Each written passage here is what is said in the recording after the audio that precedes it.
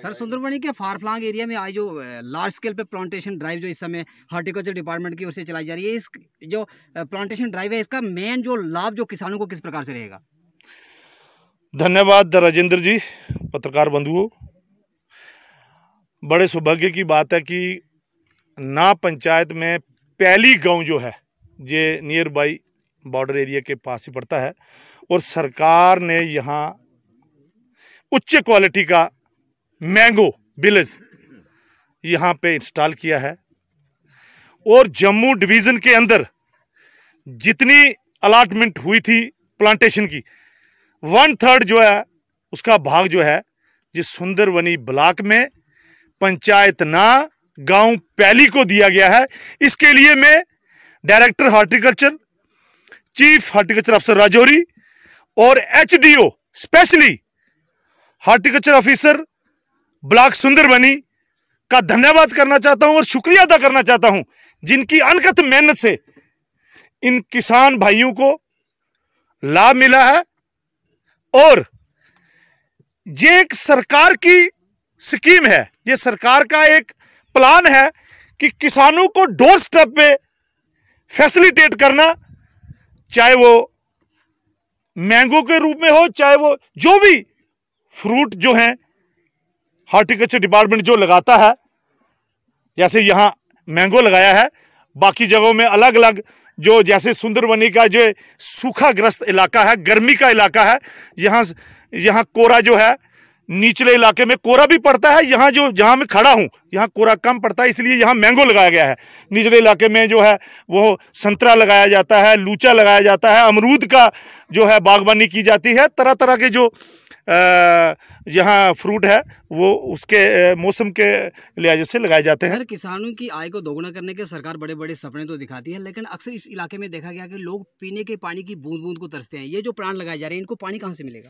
देखिए, ये जो हॉर्टिकल्चर डिपार्टमेंट है, ये 200 कनाल का जो ये जिन्होंने क्लस्टर तैयार किया है जी, मुझे लगता है जहाँ 400 कनाल का क्लस्टर जो है, 400 कनाल में जो मैंगो विलेज जो है बना है, और इसमें लगभग 25 लाख रुपए का एक जो है ये कम्युनिटी डगवेल आता है।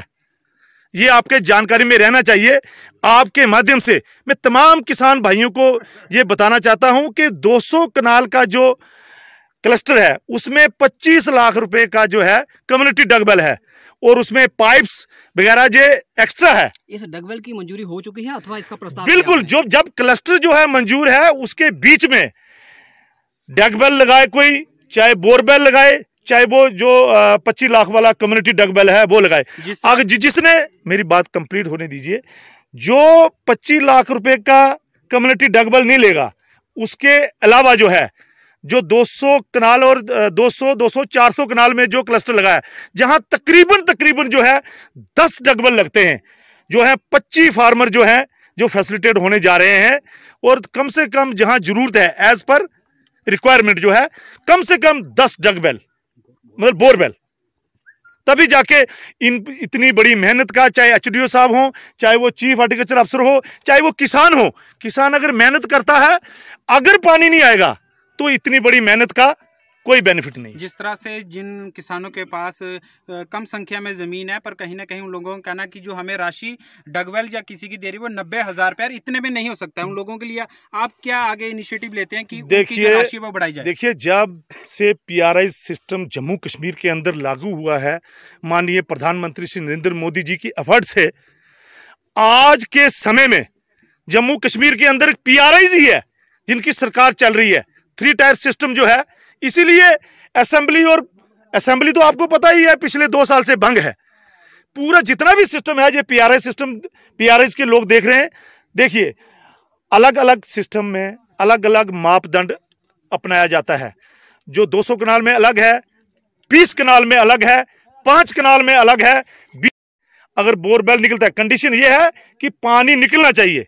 इसलिए मैं आपके माध्यम से क्यों आप एक ऐसा जरिया, मीडिया एक ऐसा जरिया है, वो पूरी दुनिया जो है वो देखती है और उसी के अनुसार आगे जो सिस्टम जो है वो काम करता है ब्यूरोक्रेसी का। सुंदरबनी का जो किसान है वो अक्सर देखा जाए तो कृषि पर ही निर्भर है, और इस बार की जो मक्की की फसल है उसको एक कीटनाशक नामक जो बीमारी है वो लगातार इस क्षेत्र की जो मक्की की फसल है उसको बर्बाद कर रही है। उसके लिए किस प्रकार के आपके द्वारा जो कदम उठाए जा रहे हैं किसानों को सहायता पहुँचाने के लिए? देखिए राजेंद्र जी, मीडिया के थ्रू ही हमें पता चला था कि कीटनाशक जो है वो हमारी मक्की की फसल को बर्बाद कर रहे हैं। हमने डायरेक्टर एग्रीकल्चर के शर्मा साहब को, पूरा एक चेयरमैन का डेपुटेशन जो है, सरपंच लोग मिले थे, उन्होंने फौरी तौर पे जो है डायरेक्शन चीफ एग्रीकल्चर अफसर राजौरी को कन्वे कर दिया था कि फौरी तौर पे कीटनाशक जो मेडिसिन है हम भेज रहे हैं। ज़्यादा से ज़्यादा अपने पंचायत लेवल के जो एग्रीकल्चर अफसर हैं उनको आप ये कह दें कि जितने भी किसान हैं उसमें जो अपना एग्रीकल्चर ऑफिस सुंदरबनी में कीटनाशक मेडिसिन जो है पहुंच चुकी है। आपके माध्यम से हम तमाम सुंदरबनी एडजॉइनिंग इलाके के जितने भी किसान हैं उनको अपील करना चाहते हैं, जितनी भी मेडिसिन है वो उधर से कलेक्ट करें एग्रीकल्चर ऑफिस से। ये किसानों को मुफ्त में दवाई दी जाएगी अथवा इसकी कॉस्ट ली जाएगी? बिल्कुल मुफ्त में दी जाएगी। अगर कोई पैसे मांगता है वो आप कंसर्न PRS से इसके बारे में डिस्कस कर सकते हैं। जितने भी सुंदरबनी के जो किसान हैं जो इस समय कहीं ना कहीं देखा जाए कि वो अपनी ज़मीनों में फसल कम उगा रहे हैं, क्या आप इनिशिएटिव लेते हैं कि वो अपनी जो ज़मीनें हैं उसे वापस उपजाऊ करें? देखिए, इस वक्त एग्रीकल्चर जो है सरकार का जो है किसानों के ऊपर जो है पूरा फोकस जो है उन्होंने किसानों के ऊपर दिया हुआ है। कोविड की महामारी में थोड़ा सा स्थानीय जो पंचायत लेवल के एग्रीकल्चर अफसर हैं, कुछ सरकार की गाइडलाइन ऐसी हैं कि पहुंचने में दिक्कत हो रही है, और किसानों को भी असेंबल इकट्ठा करने में जो है सरकार की SOP की जो है गाइडलाइन ऐसी है।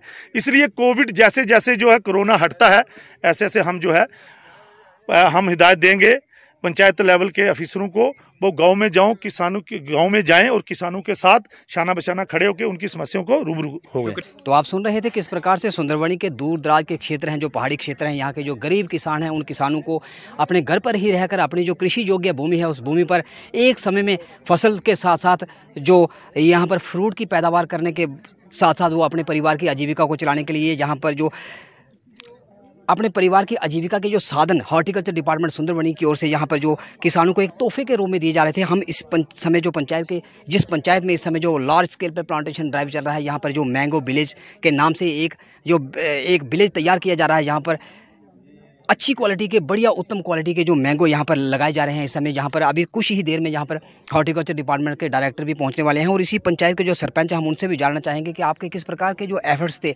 जिसके बाद आपको ये कामयाबी मिली और आपके गाँव को ये तोहफा मिला, ये बताएँ। सर शुक्रिया।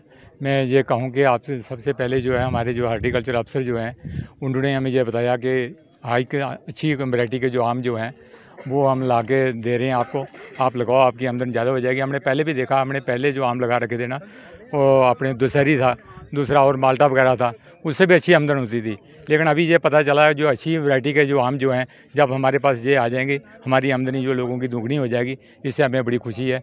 और इसके साथ ही हमारे जो हॉर्टिकल्चर अफसर हैं वो छाना बरछाना हमारे साथ हैं, और हमें उम्मीद है कि आप पूरी पंचायत ये जो आम के जो पेड़ पौधे यहाँ पर लगाए जा रहे हैं, ये कोई भी एक भी पौधा मुरझाए ना, इसको अपने बच्चों की तरह पाला जाए, इसके लिए आप यहाँ पर समय समय पर आते रहेंगे क्या, और यहाँ के लोगों को अवेयर करते रहेंगे, और डिपार्टमेंट जो है कंसर्न डिपार्टमेंट हॉर्टिकल्चर डिपार्टमेंट का भी यहाँ पर क्या दौरा करवाते रहेंगे, क्या ये लोग इस बात का आश्वासन करें?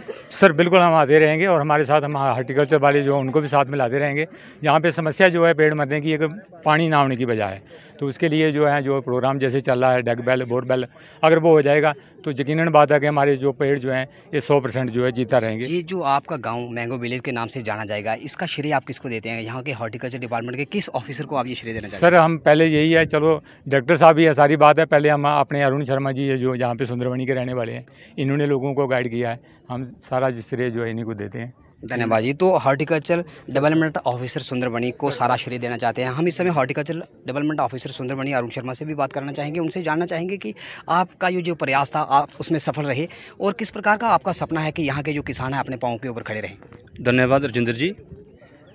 जैसे कि सरपंच साहब ने बोला है कि ये हमारा जो 2 सीजन होते हैं प्लांटेशन के, एक होता है रेनी सीजन प्लांटेशन, एक होता है स्प्रिंग सीजन प्लांटेशन। आज हमारा जहाँ इकट्ठा होने का जो उद्देश्य है, मेन उद्देश्य हमारा यही है कि हम जहाँ पर modified high density mango plantation जो है, जो कि हमें 10 हेक्टर जम्मू डिवीज़न को टारगेट मिला था, जिसमें 3 हेक्टर 1/3 जो है जम्मू डिवीज़न की बात कर रहा हूँ मैं, 1/3 जो है वो सुंदरबनी को मिला है। ये बड़ी खुशी की बात है। ये हमारे अपने बर्दी डायरेक्टर साहब की ये कृपा दृष्टि है हमारे के ऊपर। तो आज हमने इसी प्लांटेशन की जो है शुरुआत बर्दी डायरेक्टर साहब के हाथों करवानी है। वो भी कुछ देर में जहाँ पर पहुँचने वाले हैं।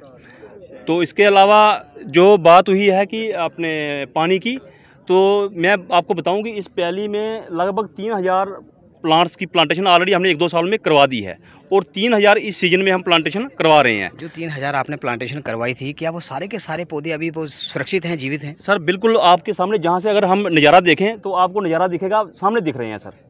ये पूरे इन लोगों की मेहनत है। पानी की इनको काफ़ी दिक्कत रही है, लेकिन फिर भी इन लोगों ने मेहनत करके जो है ये पूरा लगभग 99% सर्वाइवल इन्होंने दिया है। तो इसी से डिपार्टमेंट में खुश होकर जो मैंगो के जो प्लांटेशन का जो ड्राइव शुरू किया है वो पहले से किया है। और बर्दी डायरेक्टर साहब को हमने रिक्वेस्ट की कि अगर आप अपना कीमती समय निकालें, तो उन्होंने वो हमारी बात तुरंत मान ली और कुछ देर में वो हमारे बीच पहुंचने वाले हैं और उन्हीं के हाथों से हम प्लांटेशन ड्राइव शुरू करेंगे। इस पहाड़ी क्षेत्र और सूखाग्रस्त क्षेत्र में आपका जो दौरा रहता है, कितने दिनों के बाद आपका जो टूर रहता है कि आप अपने प्लांट को चेक करके आएंगे क्या सारे के सारे प्लांट जीवित हैं कि नहीं? सर हमारा काम ही यही है, क्योंकि ये इंस्पेक्शन करना, जब प्लांटेशन का जो प्लांट्स किए उनको फॉलोअप जो है वो हम लोगों से फीडबैक लेते रहते हैं। और पहली ये तो आप लोगों से पूछें कि हम कितनी दफ़ा जहाँ आते हैं, लेकिन हम ये बताना चाहते हैं कि हम जो है जहाँ भी हमने प्लांटेशन की है, हमारा फॉलो अप एक्शन रहता है कि वहाँ पर सर्वाइवल क्या है, लोगों को क्या क्या परेशानियाँ आ रही हैं, तो ये हम फॉलो अप एक्शन लेते हैं। मैंगो विलेज के लिए आपने ये गाँव ही क्यों चुना? आपको इस गाँव से इतना प्यार क्यों है? सर ऐसा है, मैंगो एक ऐसी क्रॉप है, ये एक जहाँ पर ड्राउट प्रोन एरिया, जहाँ कोहरा पड़ता है, वहाँ पर ये कामयाब नहीं होती है। ये वहीं कामयाब होगा जहाँ पर जो है कोहरे की जो मार है वो कम हो। और ये जो पहली विलेज है ये गॉड गिफ्टेड है। ये लोगों को एक भगवान का एक दिया हुआ गिफ्ट है कि जहाँ पर जो कोहरा है बहुत ही कम पड़ता है और जहाँ पर मैंगो का सर्वाइवल अच्छा रहता है। तो इसके बाद जो आपकी जो प्लांटेशन के अलावा हमारे जो दूसरे जगह है जहाँ पर कोहरा नहीं पड़ता, अपने कोहरा पड़ता है, तो वहाँ पर हम दूसरे जो क्रॉप्स हैं, जैसे हमारा सिट्रस क्रॉप में मौसमी हो गया, संतरा हो गया, किन्नू, और ख़ासकर गरगल और नींबू पे बड़ा हम स्ट्रेस दे रहे हैं। क्योंकि गरगल और नींबू एक ऐसा है कि एक तो इसका जो नींबू का आपको पता है 12 महीने डिमांड रहती है और मार्केट भी इसकी अच्छी जो है वो अवेलेबल रहती है। इसके अलावा ग्राफ्टेड गरगल जो है हम 2-3 साल से लगा रहे हैं और कम से कम हमारा जो लक्ष्य है कि 10,000 प्लांट्स जो है हमने इस साल जो है लगाने हैं। धन्यवाद जी। तो ये थे horticulture development officer Sundarbani Arun Sharma ji. ये बता रहे थे कि इसकी डिपार्टमेंट की जितनी भी जो स्कीम्स हैं उस सब का लाभ जो किसानों को मिले उसके लिए वह गांव-गांव में जा रहे हैं और इसी रेनी सीजन में 10,000 प्लांट्स लगाने का इनका जो लक्ष्य है उस लक्ष्य को लेकर वह निकले हुए हैं। और इस क्षेत्र के जिस क्षेत्र को इन्होंने मैंगो विलेज दिया है, यहाँ के लोगों में काफ़ी उत्साह है और काफ़ी खुश हैं लोग। और यहाँ के किसानों का कहना था कि ये जो सारी की सारा श्रेय है, यहाँ के जो सरपंच हैं, स्थानीय सरपंच ओम प्रकाश जी, उनका भी कहना था कि इसका हम सारे का सारा श्रेय horticulture development officer Sundarbani Arun Sharma को देते हैं। आप देखते रहे Bahu express. Video journalist Sachin Rana के साथ सुंदरबनी से राजेंद्र।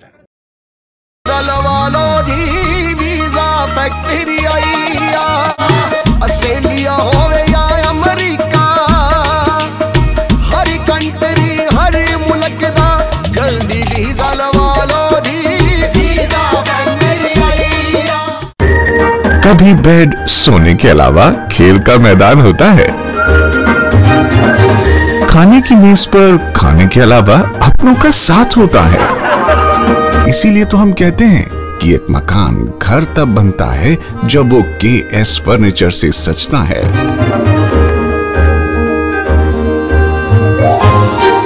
रिश्तों की मिठास का एहसास KS फर्नीचर के साथ।